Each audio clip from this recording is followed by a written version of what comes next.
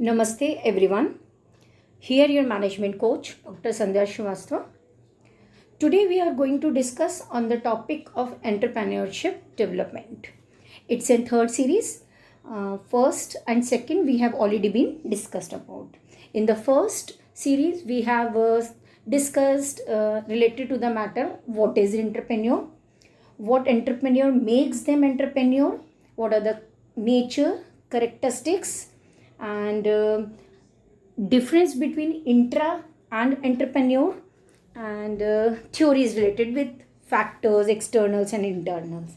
And in lecture second series we have studied and discussed about the development of entrepreneurship culture, entrepreneurship theories, classification concepts, and other topics related to that, idea generation, screening and project identification, creativity, project planning, feasibility, project segmentation.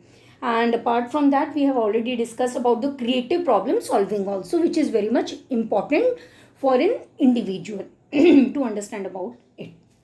So, in this lecture series third, we are discussing about very major important points which is related with the entrepreneurship development.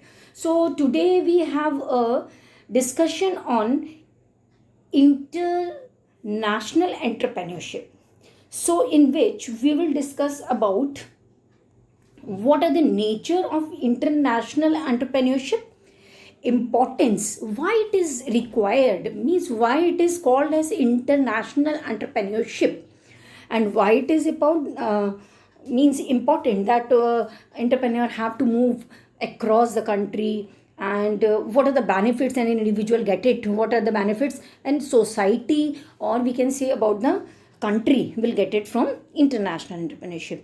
Apart from that, there would be a difference. We will discuss about international versus domestic entrepreneurship stages. What are the different steps and the stages which is going to be involved in it? Institutional support of new ventures, because it's not possible for an individual, or we can say for the entrepreneur, they always need support. Either it would be financial, because mostly for the development of an we can say business, or for the incorporation it is being required, financial support is the major support which is going to be required. So what are the benefits an individual will get it from the institutional level? Supporting organizations, we will discuss what are the supporting organizations, how they are going to support it, what are the certain formalities which is going to be required. Apart from it, the incentives and the facilities. Moreover, I just want to tell you what is incentives and the facilities. These are the certain things which is going to be required not only for the entrepreneur, it is being related to the across country where a business is going to be developed and impart. Afterward, financial institutions and the small scale industries, we will discuss here what is the financial institutions role for the international entrepreneurship, and what are the government policies for the development for the small scale industries or we can discuss about things. So here are the certain subtopics involved in it. We will discuss step by step. So we will discuss with the lecture first, that would be the nature of international entrepreneurship. What is the nature? Once again, I just want to tell you what is the meaning of nature. First we have to understand what is the nature. Nature is in individual characteristics, that what kind of characteristics an individual bear. International, what does it mean? International means when something is not in domestic country and it will be float across the country, so that would be related as the international entrepreneurship. I'd already defined over here that international entrepreneurship is the process of an entrepreneur conducting business activities across national boundaries. Obviously, nature, when we will discuss, it will be complex and diverse. And what is the meaning of complex and diverse over here? Obviously, when we talk about and we will think about a certain new product, let's we will discuss about the Apple. What the Apple iPhone is basically important for? Yes. Obviously it is for its functioning, it's for characteristics that the USPs in an individual product have. So international entrepreneurship, it's a very complex and diverse. Why it is so? Because it is across the countries, right? And it is complex because when there is something big going on, obviously there will be involvement of many other things also. So it would be related with political, cultural, economical, or technological. Second nature is worldwide in scope. What kind of worldwide in scope? So it would be related with the resources, market, and the competition. And apart from it, multidisciplinary, global challenges, commercial risk. Risk, again, what kind of risk are involved in it? So first is the political risk, second legal, cargo, and credit. Political is being related with the certain, we can say, the issues that it plays a role politically, we can easily understand. Legal, the formalities which is being enforced by the law. Cargo is the shipment of from one place to another, it is being. Credit risk means obviously there would be a certain investment is it being involved. So credit risk. Reasons for international entrepreneurship. What are the certain reasons that why entrepreneurship is going to be developed across the countries? Obviously there is a motto of more profitability, fame, and to make diversity, have an intention to prove identification, innovation, and the creativity. So these are the certain points, reasons, but the majors are which I'm discussing here. So we will also discuss roots of international entrepreneurship. What are the roots? Obviously it directly depends on manufacturing. When a product is going to be manufactured, then it will be boom out. Joint ventures, when two or more organizations combine together with the same objective and motto. Licensing is a particular thing, we can say a legal formalities with the help of which an organization or a business can be developed across. Direct exporting with the help of a motive to expansion of one business. Management contract between one or two, it's a legal enforcement or legal incorporation.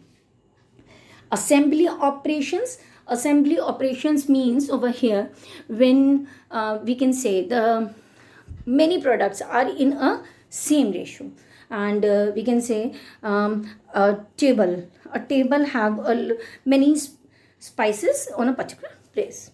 Turnkey operations, acquisition and merger. Acquisition, merger, we have already discussed about these points in the MFIS also. Wholly owned subsidies, right? So now we will come to the point of importance of international business to the firm. We discuss that what are the benefits. There are benefits to the firm, to the organization, to an individual person, to the society, to the country itself, and individual also, obviously. So these are the importance. What kind of importance in business or the firm? We can say fuel economic growth, creativity, creative of employment, generate prosperity for citizens. Importance, benefits to the entrepreneur. Definitely whenever something is going to be in exploration form, definitely the output and the wealth ratio would be high. And so these are the points. I have put some questions also. So you have to go through the certain questions. Don't go okay that ma'am have already been discussed and we have to know. These are the certain questions which can be formed out. So is managing international business different from managing domestic business? Yes or no? Obviously it's your opinion. Do you think it's like that? What are the strategic issues to be resolved in international business management? What are the strategic issues? What are the problems you are going to be faced out? These are the answers. What are the options available for engaging in international business? What are the options? You can take the examples of this acquisitions, merger, licensing, franchisee, or we can say exporting. So these are the certain options. How should one assess the decision to enter into an international market? What decision? Obviously the risk factor, the economic conditions, motivational, monetary issues, and the government the political issues. So these are the certain points. Importance of international business to the firm, for the nation, obviously for an individual, wealth growth is there, for an so rebuild for an exchange reserve, cutting down the fiscal deficit, achieve economic stabilization. It is what are the certain points emphasize over here. These points emphasize that these are the certain which help out in the income of per capita, and per capita income is directly being related to the national income of a country. So it will be, they will directly or indirectly help out to the economic development of a country too. Importance to for the entrepreneur, obviously what the entrepreneur, apart from these points, first and important, his dream come true. A person, an entrepreneur who really want to do something profitable for the more customers, because an entrepreneur have a creativity, innovative to do something great, something different. So these are the certain points which is being related. More capital, lower cost suppliers, lower cost labor too involved in it. Benefits and gains of internationalization, obviously international investment inflow, outsourcing and subcontracting, competitive and learning effects. So these are the certain points. What is internationalization? Get it, the benefits and gains.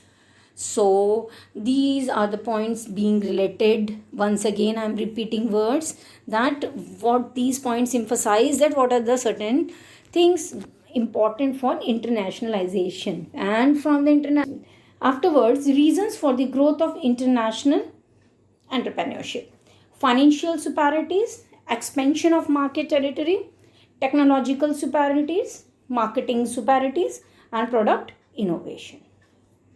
International versus domestic entrepreneurship. What is the difference between international versus domestic?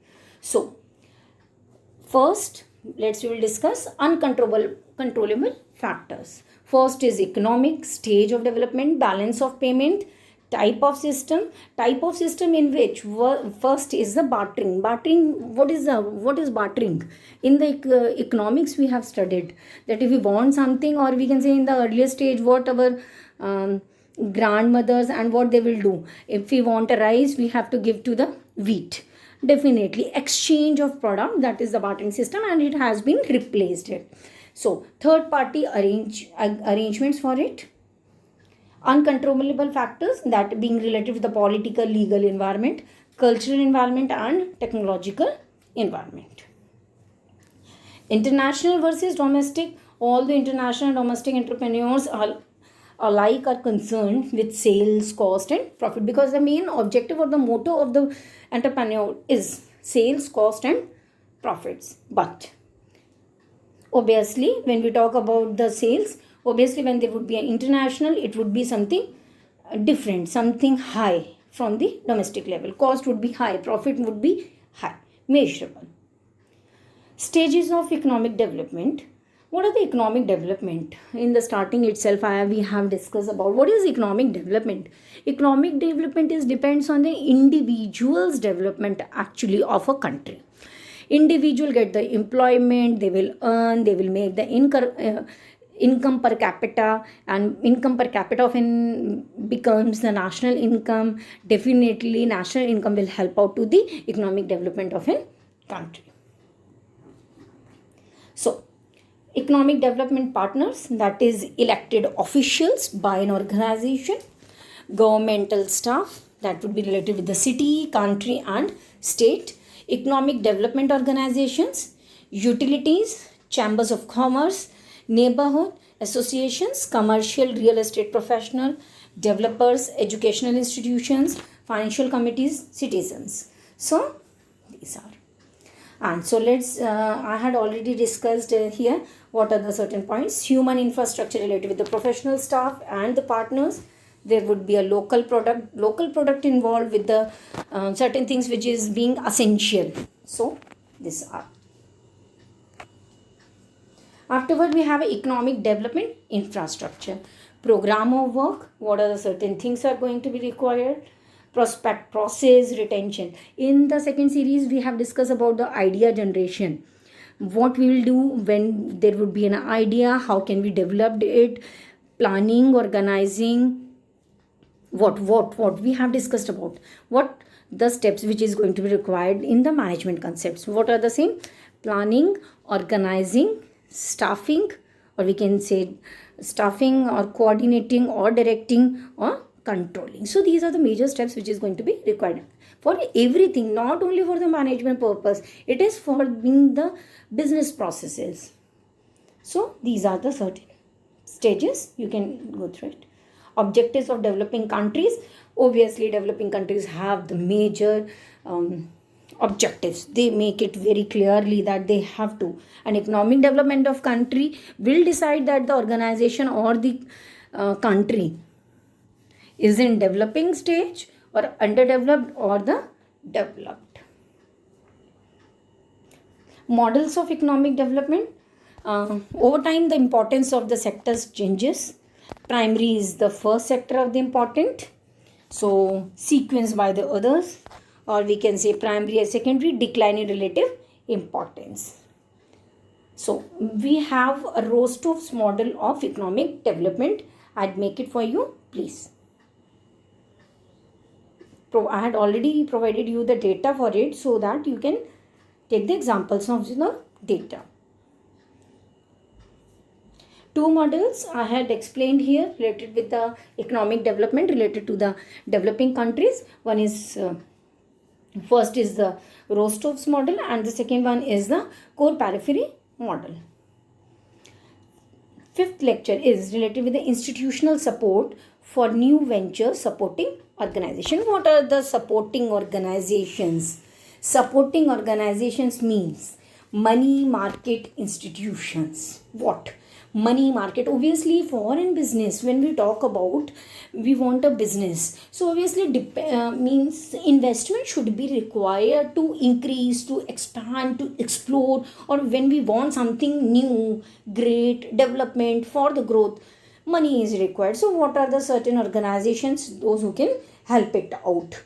So first kinds of money market instrument is central bank, commercial bank, and other financial agencies.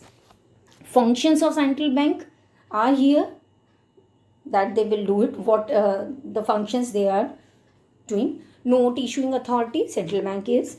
Government banker, bankers bank, foreign exchange, promoter of the financial system. Means it is the bank of bankers. It means the superiority.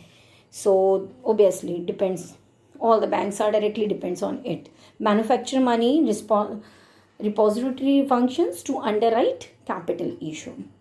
So these are the points. We will discuss about the incentives and facilities. Incentives includes concessions, subsidies, and bounties. When we talk about incentives in the terms of marketing, then we want something extra from what we already getting. When we are expecting for our outstanding or extra efforts, that is called the incentive. Likewise, when we get something, or either we will get some concession, so that is also being related with the incentive part. Advantages of incentives and facilities. First is act as a, obviously worked as a motivational force, because when we will get a profit of 1 rupee, definitely we will get benefit. We feel internal satisfaction. Yes, we saved a 50 paisa, we saved a 1 rupee. Yes, internally. Encourage the entrepreneur by providing incentives and facilities. Government can bring industrial development. And here I just also want to discuss about the point which is being related with the 1991, when Dr. Manmohan Singh was the finance minister. Have you been recognized about what topic I am talking about? Yes, it is being related with the globalization, industrialization, and the privatization. In 1991, when the new industrial development and the new economic development NIPs were formed to motivate an organization, small scale industries, and the industrializations also. So what are the things? Need for incentive, obviously to get it more things. So plethora of needs and importance have incentive, so we have to make it. Yeah. So to recapitulate all the points related with types of incentives: financial incentives, fiscal incentives, general, special, and reservations of items for exclusive manufacturing in small scale industries also. Schemes I'd mention over here, because there are major schemes, and schemes can be launched and can be withdrawn also. Other facilities are being related with the subsidized consultancy services, subsidies, machinery hire purchase, transport subsidy. Government are providing many more things. Financial, we will discuss about the lecture 7, that is being related with the financial institutions and the small scale industries. Financial institutions, what are financial institutions? Yes, financial institutions. Okay, financial institutions play an important role in providing finance to the business. What we are discussing here? Financial institutions, those who are responsible, they are made with the objective to provide the finance to the needy persons, organizations, or a company, which can help out for the economic development of a country. Because definitely when an organization or a company will develop, employment will high, manufacturing will be good, it will help out to the consumers or the customers, and it will for the firm, company, the people, those who are associated, and definitely or directly depends on the society and the government of a country. So financial institutions are basically made for to provide financial support to the people, or either through the firm or organization. Yes, these are the financial institutions: Industrial Finance Corporation of India, Industrial Development Bank of India, State Finance Corporation, Industrial Credit and Investment Corporation of India, Unit Trust of India. These are the certain financial. We will discuss about financial institutions and small scale industries. Development financial matrix are defined in a very proper way. Please go through it. It is important not for the examination purpose. It is important for the self preparation, because I know out of you many will become an entrepreneur in front of me, and I am expecting the same. Yes, good. Institutional network, finance and credit in India. So first is long term, second short term and medium term, and the third one is the agriculture credit. Why I put up the agriculture here?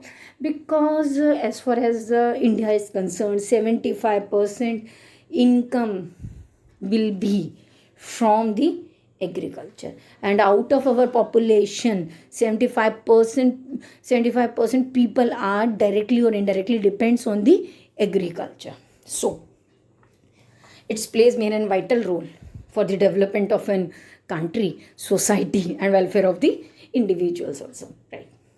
So institution network, all India financial institutions, and here are the commercial banks, and here are the cooperative banks. I've given the examples also. DFIs हैं, RRBs and NABARD is made for it. Non banking companies में NBFCs में है हमारे पास government owned institutions, non-government organizations, NGOs and microfinance institutions, which will help out with an agriculture development.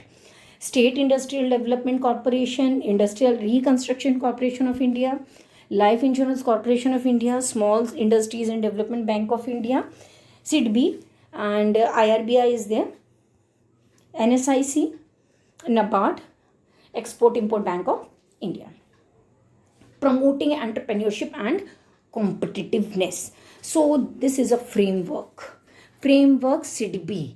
What is SIDBI over here? And I had explained about it also earlier. Small Industries Development Bank of India. Small scale industries, we can talk about the Lijjat Papad also.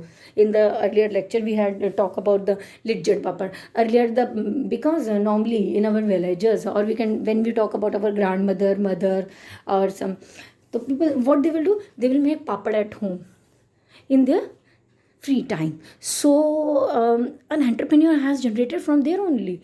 An individual combine many co-workers along with them, fellows with them, and develop them in an organization and make it in corporation and explore their business. So it is being related with the small scale. So CDB is going to help out to them. How?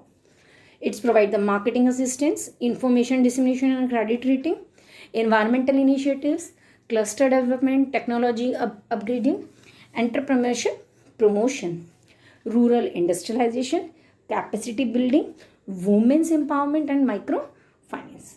Ledger paper was only example.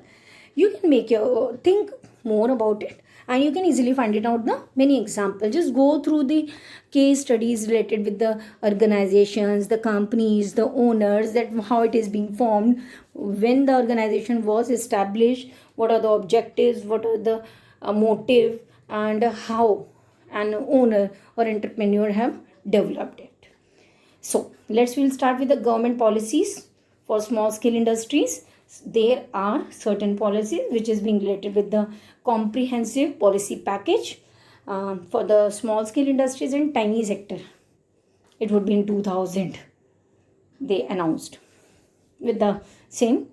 So by the end of March 2000, the SSI sector accounting for nearly 40% of gross value of output in the manufacturing sector and 35% of total exports from the country.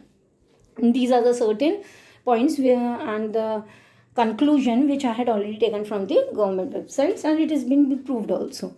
So we have to certain write these points because the percentage and the policy year is important to write. The promotional measures, obviously industrial extension services, institutional support in respect of credit facilities, and financial assistance, special incentives, supply of machine, training facilities. So these were the certain points which has been involved in it. We'll come to the point of government policies for small scale industries. First is industrial licensing, which is important, for which legal formalities are going to be required, and trademark, the copyright, it is being given to an individual. Industrial entrepreneur memorandum, which we have studied and discussed about in legal aspects of business also, that what is memorandum. Basically, memorandum of association has been developed or made by an organization before formation of an organization or a company, with the objective that what is the basic vision or the mission of an organization, or what are the goals of an organization, what organization will do, and what organization for what purpose it is going to be make it. So this is the memorandum. Location policy, where an individual office, registered office, location of an individual industry has been developed. Policy relating to small scale undertaking, environmental clearances, which is being important, related with the pollutions, related with the fire facilities and all. Small support to small scale sector, that will be related with the fiscal support to improve the competitiveness of small scale sector, the exemption from excise duty, limit raised from 50 lakh to 1 crore rupees. So these are the certain support to small scale industries. So we have discussed many of things. Means we can say, in fact, to recapitulate all from the unit 1st, 2nd and 3rd, we did entrepreneur, definitions, meaning, concepts, nature, characteristics, and the points related with the internal and external factors related to it, and what are the things which is going to be required to become an entrepreneur, then what are the process has been involved to make an entrepreneur, and how entrepreneur is different from others, difference between entrepreneur and entrepreneur, what is entrepreneurship, what is entrepreneurship development, entrepreneurship theories, motivation, the process involved with the idea generation, and the steps and the motivational points related. And in the 3rd series, we discussed about the international entrepreneurship development. So apart from it, I had already discussed all the points, but although if you find any suggestion and query, please comment it, and definitely I will give you answer for it. Thank you so much. अच्छा, तब